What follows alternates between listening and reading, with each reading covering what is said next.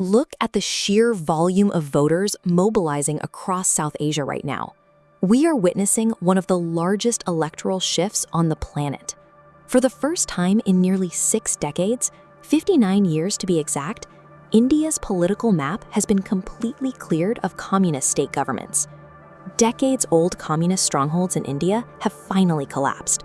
Places like West Bengal and Kerala, where marches under the hammer and sickle were a defining feature of local politics for generations, have decisively flipped. Power in these regions has transitioned directly to opposing capitalist and democratic alliances. The lotus flags and new political symbols filling the streets signal a total realignment in local leadership. With the collapse of these state governments, the red map in India has been erased, removing a political framework that once governed hundreds of millions of people. Halfway across the world, US geopolitical analysts are watching this unfold with a mix of awe and deep frustration. Observers note a role reversal. As India discards decades of centralized state control, certain American political factions are advocating for the same tax and redistribution models India is moving away from. You can see this tension building in local US politics, particularly around figures like Zoran Mamdani. He's built a platform in New York heavily focused on anti-billionaire rhetoric and aggressive wealth redistribution. The proposals on the table include steep, targeted property taxes aimed at the ultra-wealthy, designed to force a rapid equalization of resources across the city. Donald Trump has repeatedly seized on these local movements.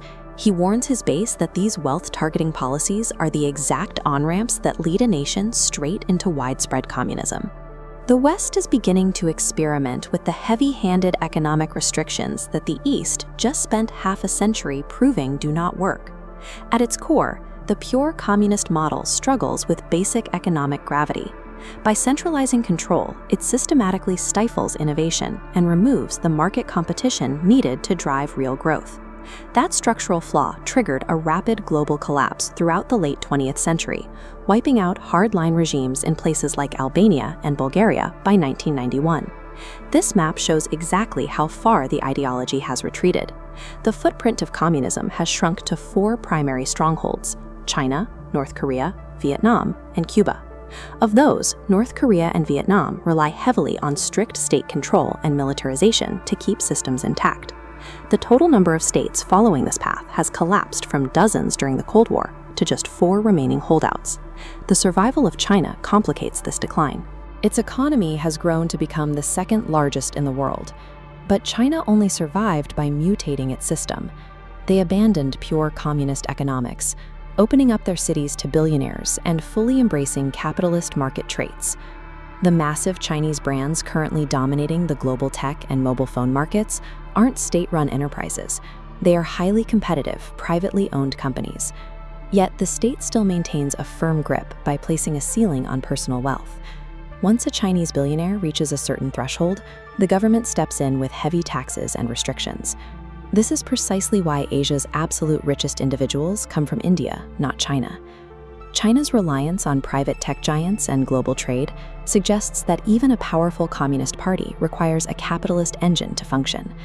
This leaves hardline, closed systems elsewhere without a viable economic model or partner.